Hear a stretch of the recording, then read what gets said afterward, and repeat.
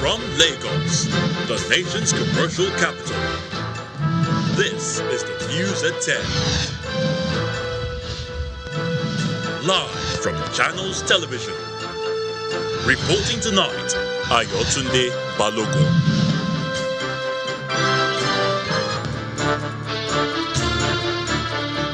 Hello and welcome tonight.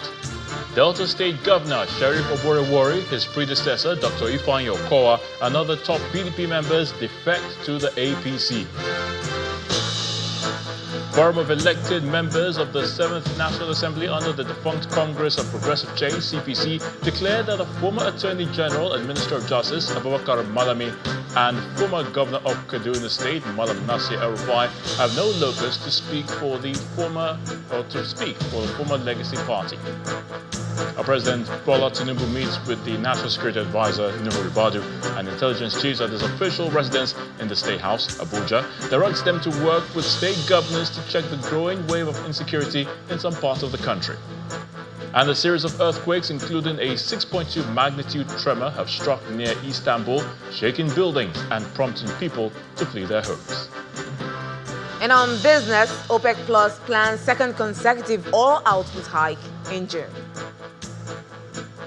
On Sports News tonight, three-time champion Petra Victova makes an early exit at the Madrid Open after falling to Katie Volinet's 6-4, 6-love in round one. The nation's capital, federal government declares Bola Ahmed Tinubu International Airport Minna as alternative to Nnamdi Azikiwe International Airport, Abuja.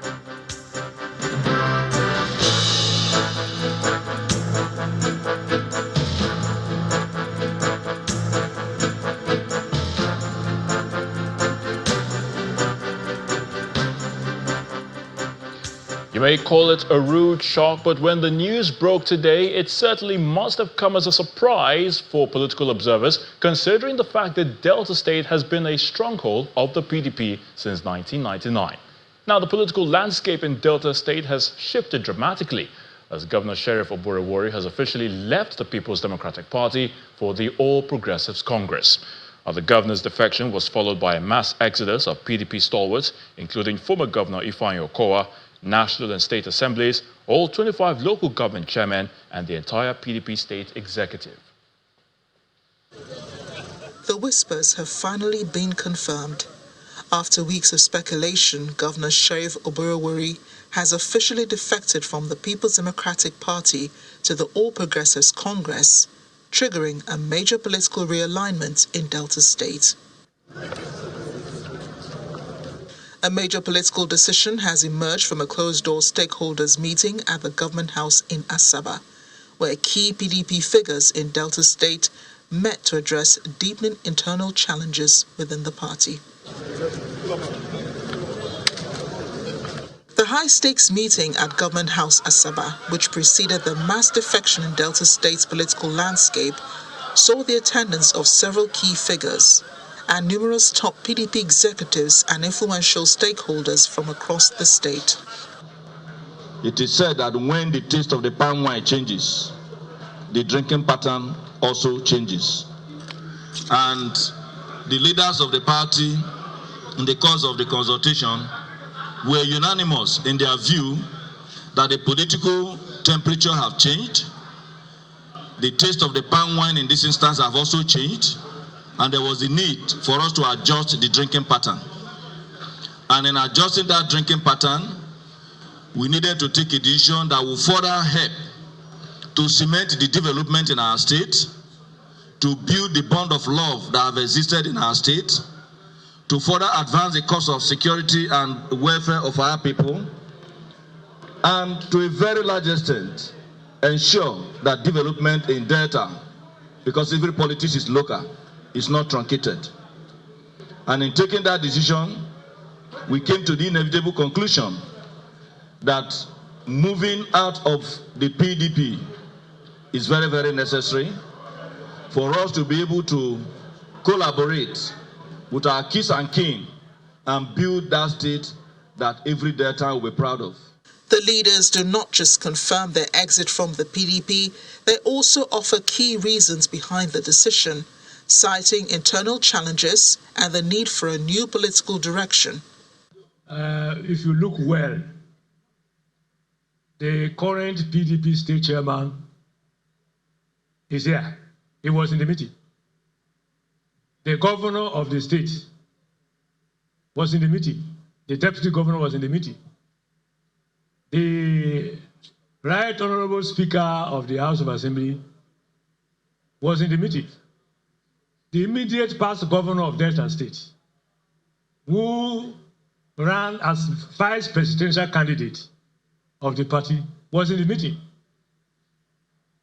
National Assembly members, both serving and non-serving, who are still members of the party, were in the meeting.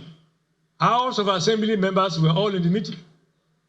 In fact, my brother, all the local government party chairmen, council chairmen, everybody who is who in Delta State was in the meeting. Shortly after the major political shift, Governor Sharif Oborowori convened a closed-door session with all 25 local government chairmen. While he declined to speak directly with journalists, the governor assured that an official statement will be released in the coming days. You want to hear from me? Yes, Your Excellency. You will hear from me on Monday. I just briefed my council chairman, the 25 local governments. They said we are waiting. Where shall it go? Where shall it go? Preparations are now in full swing for a formal defection rally where the governor will be officially welcomed into the APC. The event is expected to feature the vice president and several high-ranking party officials. Staying with the defection of the governor of Delta State, Sharif Oborowori, and some key PDP figures in the state to the All Progressives Congress, the National Secretary of the APC, Ajibola Bashiru, has described the move as a welcome development. According to him, the defection shows that the ruling APC is moving the country in the right direction and should be praised for it. Our party has already issued a statement to welcome not only Governor Sharif, but the entire former PDP structure, including the former vice presidential candidate of the PDP, the deputy governor, the 25 local government chairmen, the House of Assembly members, and of course, former and present members of National Assembly, including Senator James Manager. To the APC, the country is not our making. The politics of the country is not our making. I think the problem with Nigeria is that we don't seem to have people who are very serious in opposition and who takes, their job serious. You will not want a ruling party to do its work for you. And I want to, challenge your journalists. Tomorrow is a working day. Go around the headquarters of all other political parties and see whether you see any activity going on. One of the cardinal policies of our party when the leadership of Dr. Abdullahi Ganduje took over is that we want to have a functionally efficient party structure in every ward, local government, and state in Nigeria. And that, we are doing. We cannot do the work of opposition, for them. Away from the political situation in Delta State, a forum of elected members of the 7th National Assembly under the defunct Congress of Progressive Change, CPC, have declared that the former Attorney General and Minister of Justice, Abubakar Malami, and former Governor of Kaduna State, Nasir El-Rufai, have no locus to speak for the former Legacy Party. Rising from a meeting in Abuja, the forum dismissed Mr. Abubakar Malami and Mr. Nasir El-Rufai, describing them as lightweights with a negative balance in terms of political value. Addressing newsmen after the meeting, chairman of the forum, Mr. Nasiru Babale Ila, says the group remains committed to the ideals and values that led to the formation of the ruling party, with the total support for the Bola Tinubu administration. It has come to our attention that certain individuals, groups, and entities who had no electoral value during the heyday of the CPC have falsely claimed to speak for or represent CPC, purporting to act on behalf of its legacy and its millions of supporters. We categorically declare that no person group or persons or entity has the authority to speak for or on behalf of the defunct CPC, except the elected representatives of the party who were duly chosen by its supporters in 2011. We, the former elected members of the CPC from the 7th Assembly and many more who stood for elections, won and were subsequently robbed of their hard-won yet short-lived victories, remain the only legitimate and authentic voice of the defunct CPC. We are the true custodians of the party's legacy and the representative of the 12 million Nigerians, predominantly in northern Nigeria, who entrusted us with their mandate. Low participation of women in politics is a deficit and a fundamental threat to the country's democracy. That's according to the National Institute for Policy and Strategic Studies. The Director General of the Institute, Mr. Ayo Omotayo, stated this during a conference for women political leaders in Abuja.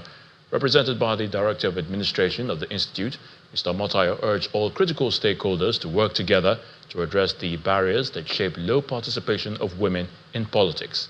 Our correspondent, Kumbi Abuluwade, reports. This meeting, organized by the Nigerian Institute for Policy and Strategic Studies and the Inter-Party Advisory Council, is centered on addressing the low participation of women in politics in Nigeria. This gathering, mainly dominated by women, has in attendance women leaders from the National Assembly, federal and state levels. The representative of the Director General NIMS, as well as the IPAC chairman, add their views on the subject. Nigeria continues to grapple with significantly low level of women's representation in elective and appointed positions.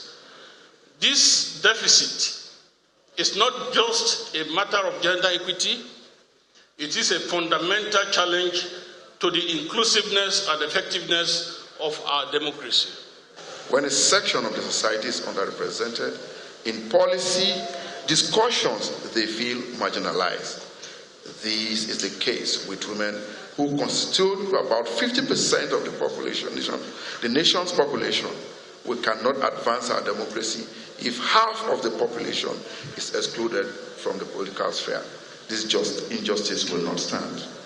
According to statistics by PLAC, in the 10th National Assembly, women occupy only 4.2% of the 469 seats available in the two chambers.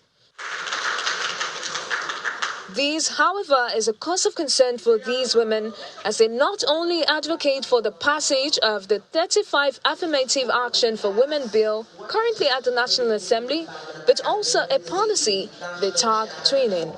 The twinning method we are advocating for is just a process where you have a male executive, automatically the deputy or vice becomes a woman. And as I always say, it's the shortest and the most immediate method of dealing with gender underrepresentation. The 35% gender inclusion bill has gone to first reading. This May, hopefully, it will go to second reading. Now, what I require from every woman, go to your representative, both your senator and your House of Rep member, or else they will kill it. As political parties gear up for the 2027 general elections, these women hope to change the narrative of women participation in politics by promoting more campaigns on the need for equal gender representation in Nigeria. Kumbi Abuluwade, Channels Television News. In part two, after the break, President Bola Tinubu joins a high-level virtual meeting of global leaders convened by the United Nations to address the escalating climate crisis. Please stay with us.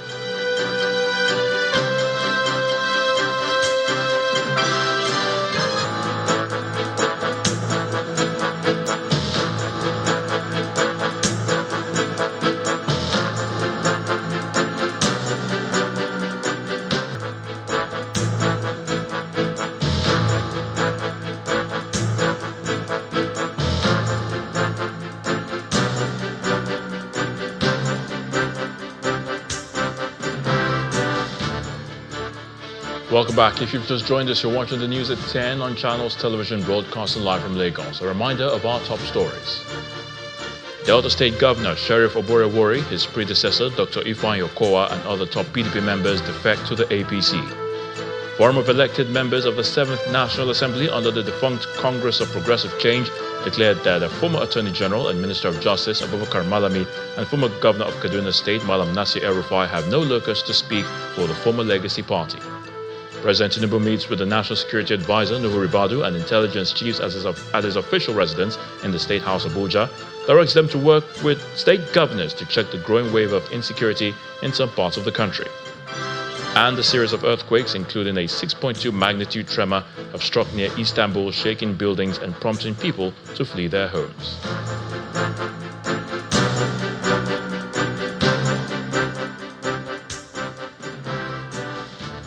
The war on drug smuggling just received a huge support from lawmakers in the Green Chamber as the House of Representatives is assuring the Nigerian Customs Service of its commitment to combating the menace at the nation's points of entry. This was made known in Port Harcourt by Representative Leke Abejide, the chairman of the House Committee on Customs and Excise, during the committee's oversight visit to the Zone C Area Command. Arriving at the VIP wing of the Port Harcourt Airport, the House Committee on Customs and Excise, led by Honorable Leke Abejide, is in town to perform an oversight function. The inspection commences right at the international wing of the airport. During the interaction with some airport officials, the committee chairman further quizzed the customs officials on the menace of drug smuggling and the use of technology. Since that last seizure in September 2024, there has been no trace of the drug peddling within this area. So the problem is because of the pressure in on it, you understand? They try to test run this place to see whether they can be accepted or they can use this place to be passing drugs. Inside the conference room, the main business begins. There are 11 states and 9 area commands under Zone C, and all the area controllers are in attendance. In their addresses, the Customs Area Controller and Assistant Controller General give a breakdown of their official activities. Some of the challenges we faced were the underutilization of seaports in the Eastern Zone, which has in turn affected importers who bring in cargo and vessels into the eastern and southern region.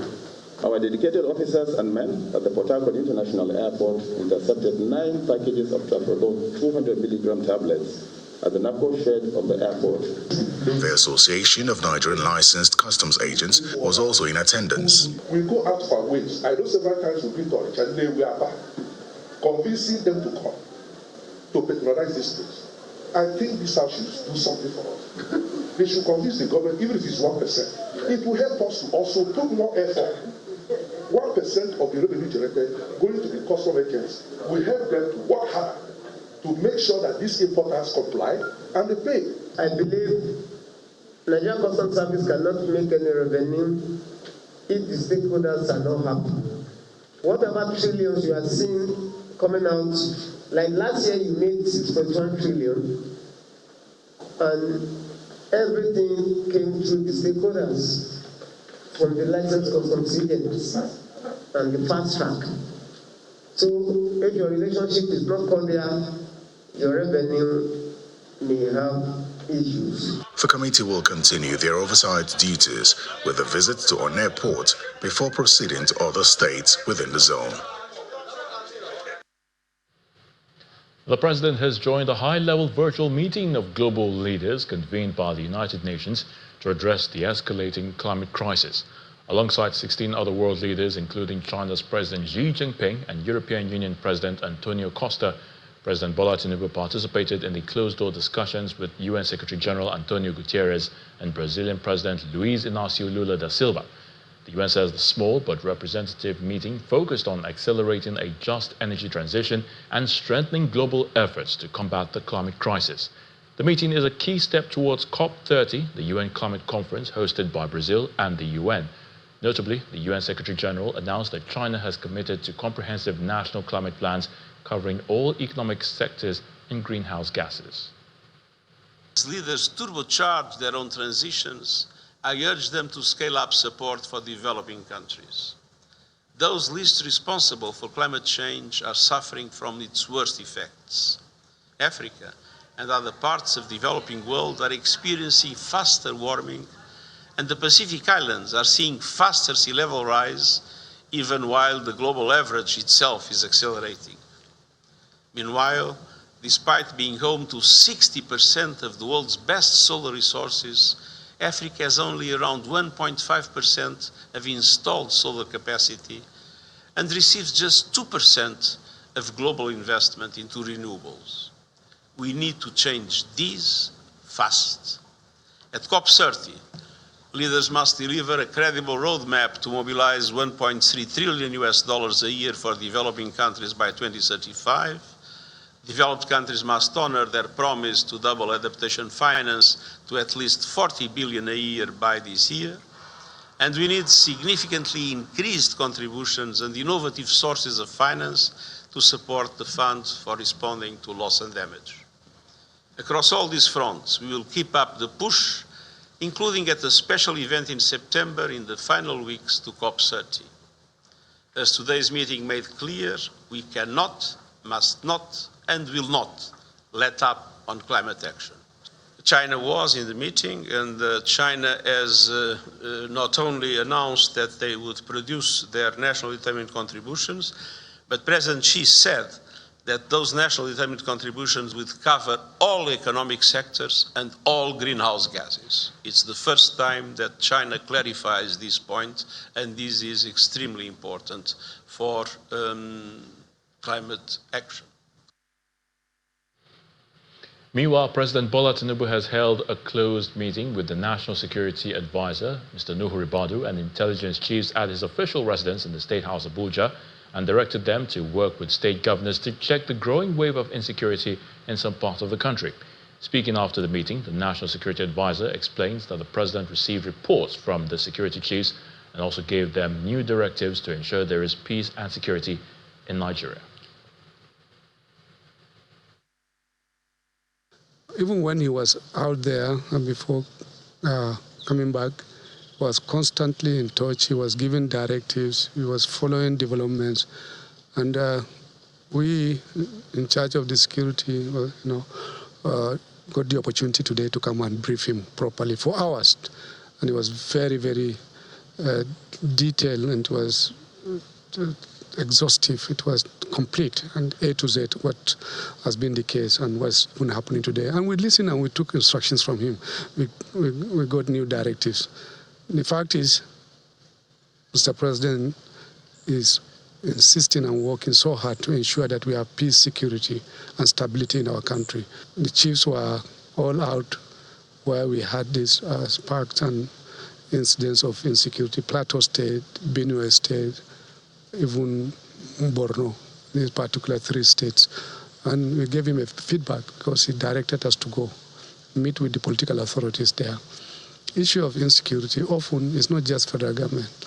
It involves the subunits. They are the ones who are directly with the people, especially if some of the challenges are more or less bordering on community problems. Not entirely everything is that, but of course it plays a significant role. You need to work with the communities, you need to work with the local governments, you need to work with the governors, especially the governors. The president continued to direct that we should be doing that, and that's what we are able to. And we are very happy, very satisfied with the instructions and the directives given. We feel that we have done enough to believe that we are on the right course and we'll be able to be on top of things. We are getting the cooperation of like I said, the leadership at the state level and everybody. So we are good. It's not really 100% that everything is safe and secure, but we are going there. Things have improved since, and we'll continue to be there. We will work. It is his own instructions. While the president tries to resolve the national security with the help of his intelligence chiefs, is Kwara under any threat of becoming another haven for bandits? Well, that's the concern for many residents of the state due to the recent attacks in Kayama and Baritin local governments. The Chief of Army Staff, Lieutenant General Olufemi Oluyede, has charged soldiers to flush out the new terrorist group in both local government areas of Kwara in the next 1 month to guard against the spread of their activities to other regions of the country. The Army Chief, while encouraging the troops, says the country cannot afford to allow bandits spread out to other parts of the nation. As part of efforts to curb the spread of activities of a new terror group around 2 local governments in Kwara State, a chief of army staff is in Kwara State at Sobik Barracks, Ilorin, to motivate the troops who will soon move to the affected area. But I want to see my schools. While addressing the troops, the chief of army staff charged them to flush out the bandits in the 2 local governments. If we allow this thing to fester, that means we're going to have another Northeast in our hand. So you're out here, and I know you can do it, to make sure those people leave that place. For us, if they want to enter another country, that's their business. But you must push them out of those forests so that we will not have another set of Boko Haram disturbing us here. So do you promise me that? Assuring them of all necessary support, he urged the troops to go out with full force. I've given them a few gun trucks, and any support they require, we'll make sure we give them, including the air, to support you in operation. So that in the next 1 month, and listen to me, the earlier you solve this problem and go back to your families, the better for you. Speaking afterwards, he assures that this disturbance will not affect other parts of the country. You are very correct that we have had some attacks in those areas like Kaima, Barutin, Edu, and Co. We are addressing those challenges, and I can tell you in the next 1 month, things will be different. What is happening in Kwara cannot be threatening the sanity in Nigeria generally, right? It's just an isolated case, and we'll deal with it directly. The army is requesting the support of citizens to provide information where necessary to aid them in the fight against the bandits. Still ahead on the news at 10. OPEC plans second consecutive oil output hike in June. That's on Business News. Please join us again.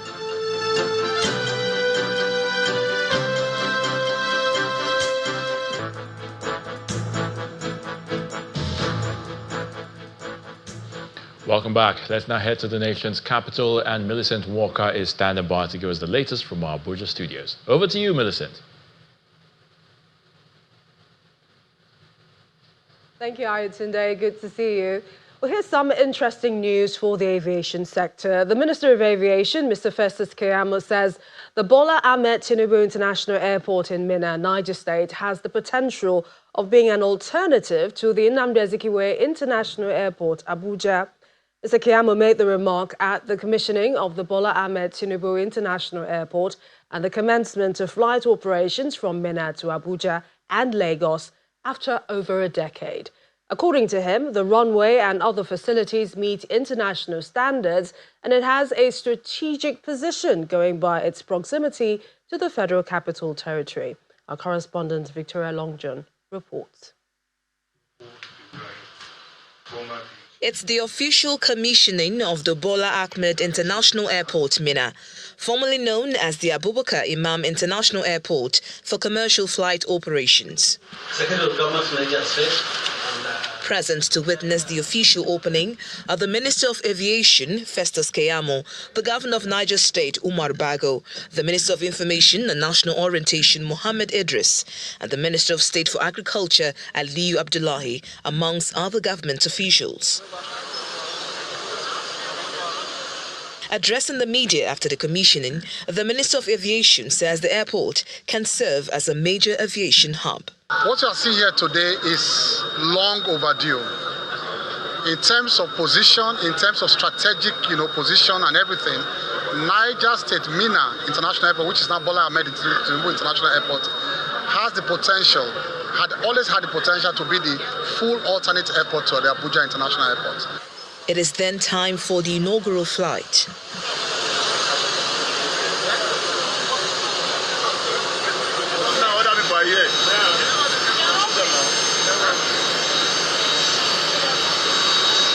The aircraft then makes its arrival in Abuja. The Minister of Information, the Minister of State for Agriculture, Governor Umar Bago of Niger State, and other government officials are amongst those on board. Visibly excited, Governor Bago says the commencement of flight operations will open up the state for growth and development. This is a route opening flight, opening Mina to the skies of the world. Around the airport, we have 3,000 hectares of farmland where we call the free zone. It's an agro-free zone. We intend to start doing exports there, so there's a cargo terminal around there. Right now, we are building the largest greenhouses around the airport city in Africa. It means you can have fresh flowers delivered across Africa, fresh agro-processed materials everywhere in the world. This is one of the attractions. For the Minister of Information, this is a testament to cooperation that exists between the federal government and subnationals. This is one great example that the Niger State has shown that the state can indeed come together with the federal government to collaborate in order to bring prosperity to Nigeria. We feel so excited. I'm doubly excited at the fact that this is part of the renewed hope agenda of Mr. President. This development, according to the Minister of State for Agriculture, will also open up the vast agricultural potential of Niger State. The essence is to encourage processing of agricultural produce, food for that matter, so that with an aviation facility like the airport, a lot of things can be taken out of. So Niger State is actually the state where agriculture is, and we are glad and happy that our governor is doing wonders as far as this is concerned. After more than a decade of inactivity, the Bola Ahmed Tinubu International Airport will boost the economic development of Niger State, and the resumption of flight operations promises new hope for travelers on the Minna, Lagos and Abuja routes. From Abuja, Victoria Longjohn, Channels Television News. Away from the aviation sector, the spiritual director of the Sarafic Homes Foundation, a humanitarian arm of the Zion Prayer Movement Outreach and Ministry, Evangelist Chikwebuka Obi, has inaugurated a multi-million naira Sarafic Orphanage and elderly people's home in a community in Ohaji Egbema local government area of Imo State. According to Evangelist Obi, the project is one of many initiatives under the Sarafic Homes Foundation, a non-profit organization committed to touching and transforming the lives of the less privileged. This is the newly built Sarafic Orphanage and Elderly People's Home, located in Ingburichi, a community along the Owerri-Port Harcourt Expressway in Imo State.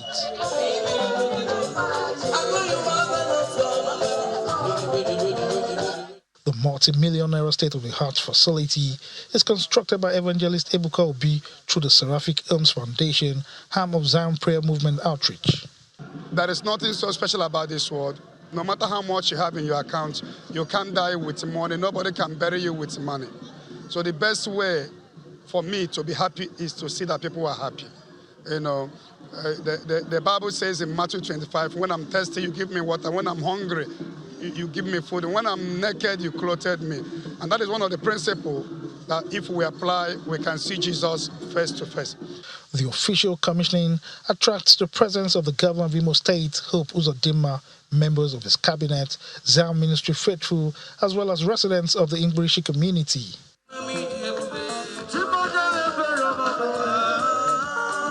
Some notable personalities of the event share their thoughts on the significance of the project.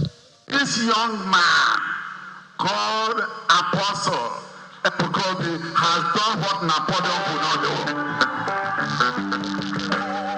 That's why I say, no matter what, I will be there to support somebody.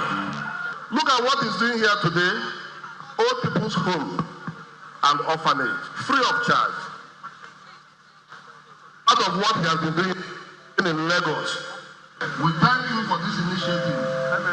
Governor Uzodinma, in his address, appreciates Evangelist Obi for bringing the project to Imo State and pledges that his administration will continue to support the activities of Zion Ministry across the state. On our side, on behalf of the government and people of Imo State, we will guarantee the environment, we will guarantee security, We will guarantee logistics, and we will guarantee anything that will be required to enable a free, fair, and functional status of Zion Ministry in Imo State. The inauguration of the Sarafic Orphanage and Elderly People's Home marks a major milestone in the quest to improve the welfare of vulnerable persons in Imo State.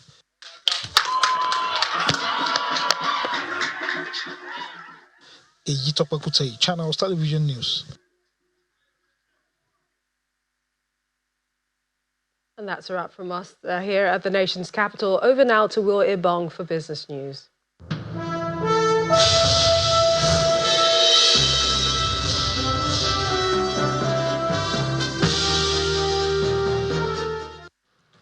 Thank you, Millicent. Now, several OPEC Plus members are pushing for another oil output hike in June following disputes over production quotas. Some countries are proposing a 411,000 barrel per day increase, similar to May's rise. Oil prices fell to a 4-year low in April, partly due to the unexpected output boost. A decision on June's output will be made on May the 5th, with Saudi Arabia yet to comment.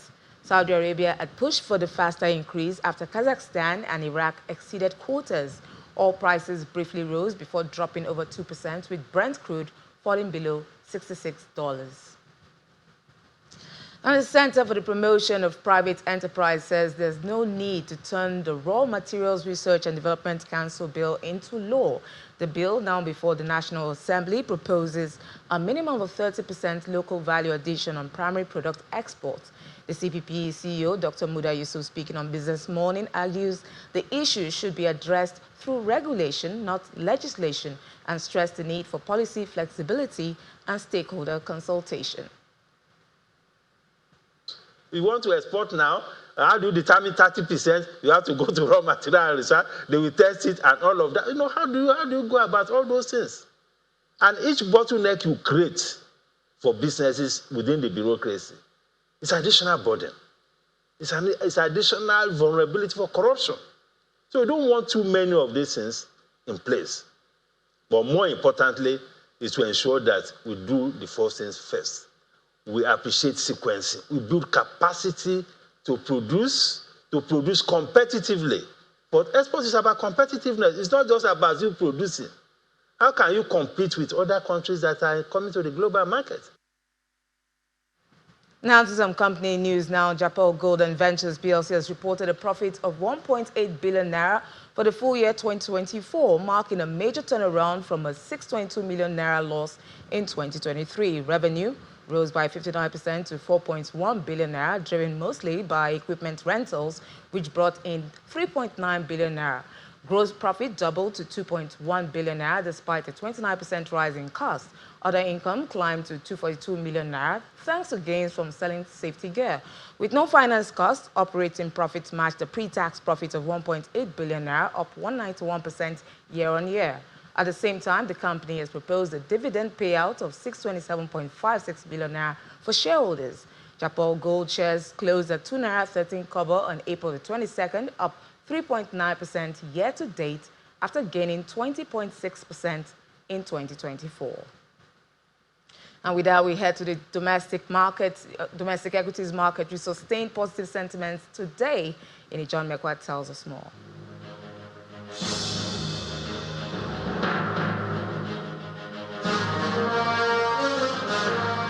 Good evening, everyone. Welcome to the Stock Market Report. Well, the positive sentiments in the global market seems to have rubbed off in domestic market in Nigeria. So for today, we saw the first to catch that vibe seems to be the Fugas.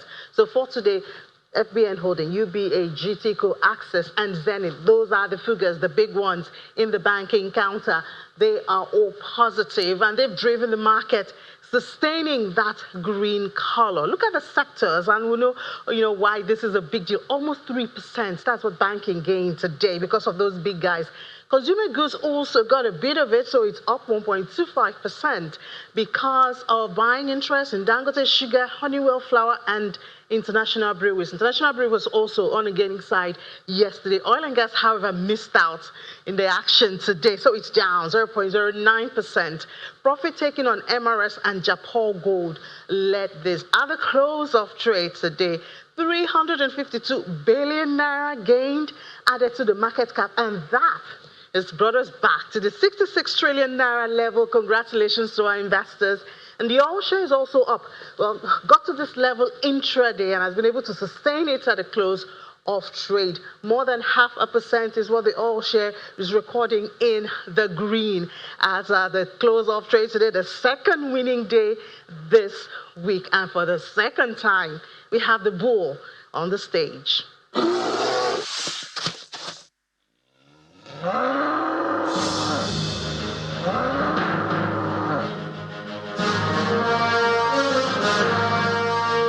Thank you, Ini. The NGX is definitely on a roll. Let's see the closing numbers for the major global markets now.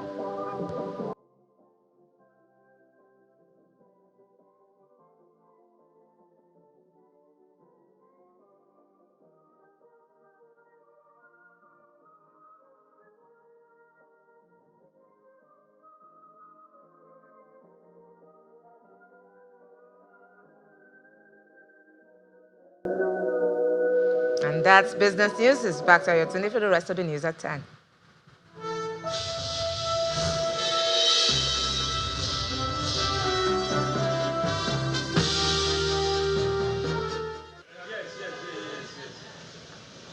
The Nigeria Governors Forum is holding an in-person meeting at its secretariat in Abuja. The agenda is not made public yet. However, a sizable number of the governors and some deputies have arrived at the venue. Some of the governors there include that of Imo, Oyo, Ekiti, Adamawa, Ogun, Bayelsa, Gombe, Borno, as well as the deputy governor of Niger State.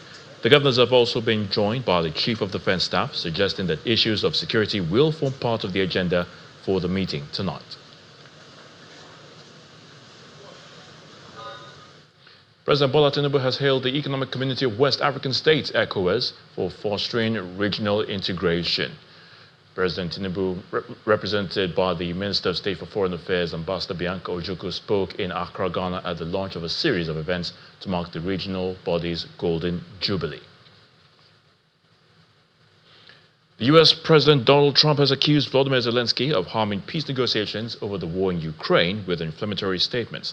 The Ukrainian president told a news conference on Tuesday that Kyiv will not recognize Russian control of Crimea, comments which Mr. Trump said would do nothing but prolong the conflict. Let's head to our London studios now with Simon Pusey with more on international news and around the world in 5. Good evening and welcome to the channel's studios here in London with your international news around the world in 5.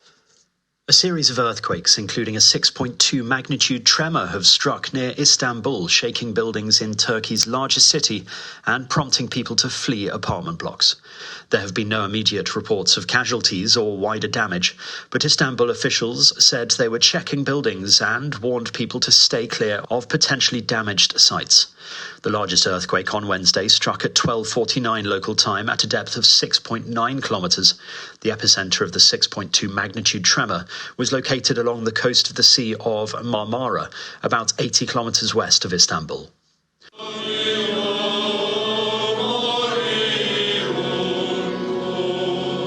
Mourners are paying their respects to Pope Francis, whose body was moved from his Vatican residence to St. Peter's Basilica before his funeral on Saturday. The Pope's open coffin was carried in a solemn procession through St. Peter's Square, where as many as 20,000 pilgrims had gathered.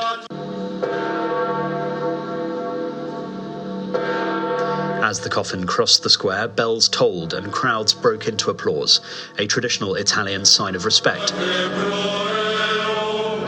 The Pope died on Monday, aged 88, following a stroke and a battle with double pneumonia, for which he spent 5 weeks in hospital earlier this year. The first Latin American leader of the Catholic Church, he had held the role for 12 years.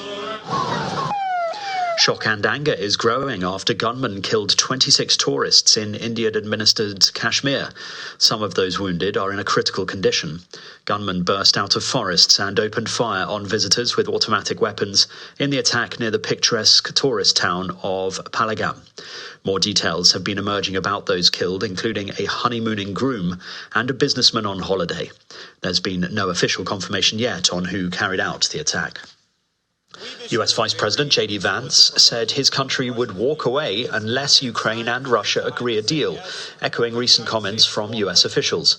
His warning came after London talks between officials from the UK, France, Germany, Ukraine and the US aimed at securing a ceasefire deal were downgraded after the US Secretary of State Marco Rubio and Special Envoy Steve Witkoff pulled out. We've issued a very explicit proposal to both the Russians and the Ukrainians, and it's time for them to either say yes or for the United States to walk away from this process. We've engaged in an extraordinary amount of diplomacy, of on-the-ground work. We've really tried to understand things from the perspective of both the Ukrainians and the Russians. What do Ukrainians care the most about? What do the Russians care the most about? And I think that we've put together a very fair proposal. We're going to see if the Europeans, the Russians, and the Ukrainians are ultimately able to get this thing over the finish line. Again, I feel pretty optimistic about it. I think everybody has been negotiating in good faith, but it's now time, I think, to take, if not the final step, one of the final steps, which is at a broad level, the parties saying, we're going to stop the killing, we're going to freeze the territorial lines at some level close to where they are today. Meanwhile, 9 people have been killed and more than 40 injured after a Russian drone hit a bus transporting workers in eastern Ukraine. The attack occurred on Wednesday morning in the south-central city of Marinets, across a river from the Russian-occupied Zaporizhzhia nuclear power plant. President Volodymyr Zelensky called it an egregiously brutal attack and an absolute deliberate war crime on an ordinary bus, clearly a civilian target. He said most of the injured were women who worked at a mining and processing plant. Tesla boss Elon Musk has pledged to significantly cut back his role in the US government after the electric car firm reported a huge drop in profit and sales for the start of the year. Musk has led the newly created advisory board, the Department for Government Efficiency, since last year, putting the world's richest man at the heart of cutting US spending and jobs. But Mr. Musk said his time allocated to Doge would drop significantly from next month. His political involvement has sparked protests and boycotts of Tesla cars around the world. And more than 7 million Canadians have cast their ballots in advance, setting a new record for early voter turnout. Advance polling stations were open across the country for 4 days, from Friday to Monday over the Easter weekend. Poll workers reported long lines, with 2 million people casting their ballots last Friday alone. With less than 1 week to go before Election Day on the 28th of April, federal leaders are now in the final stretch of campaigning. And that's your international news around the world in 5. Now back to the channel's studios in Lagos.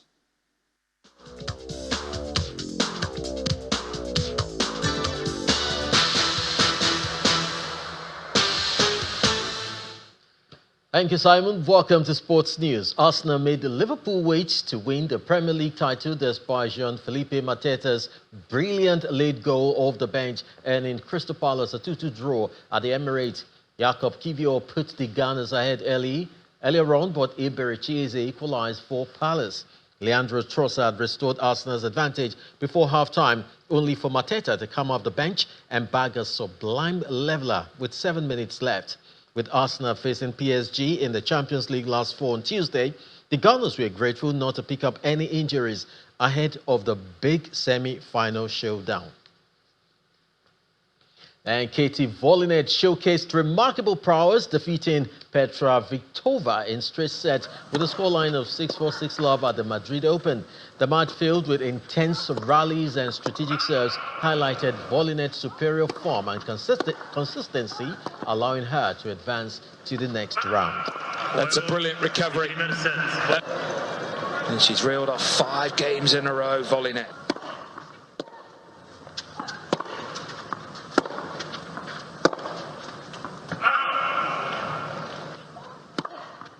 LeBron James believes the Los Angeles Lakers can still be better offensively after his team beat the Minnesota Timberwolves 94-85 to level their NBA Western Conference playoff series at 1 game apiece. Although LeBron still didn't put up his usual numbers in Game 2, he did show the type of increased aggression the Lakers needed from him. He ended up with 21 points, 11 rebounds and 7 assists and was active on the defensive end as they got off to another fast start but maintained their advantage throughout the evening. And LeBron will have Randle on him, and Doncic will drive into Edwards. 31 for Luka Doncic. Lakers are going to win it by 9 and tie. Kenya's 1,500 meters queen, Faith Kipyegon, has set a new goal in her sight. Her goal is to become the first woman to run a mile under 4 minutes. The three-time Olympic and world champion made history at the Paris Games last year when she became the first woman to win 3 consecutive Olympic 1,500 meters gold medals, crossing the line in a new Olympic record of 3 minutes, 51.29 seconds. Kipyegon currently holds the official women's mile world record of 4 minutes, 7.64 seconds, which she set in 2023.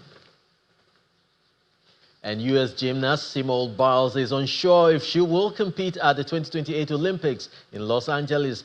Biles is the world's most decorated gymnast and has won 7 Olympic gold medals, with 3 of those coming at the 2024 Games in Paris. The 28-year-old won gold in the team all-round and vault competitions in the French capital after she had withdrew from a number of events from the previous Olympics in Tokyo with the twisties at disorientating mental block. Biles previously said she felt like a failure following a disappointing Tokyo Olympics in which she was aiming for 6 gold medals, but instead left with a silver and a bronze medal. That sports is back to you, Ayo.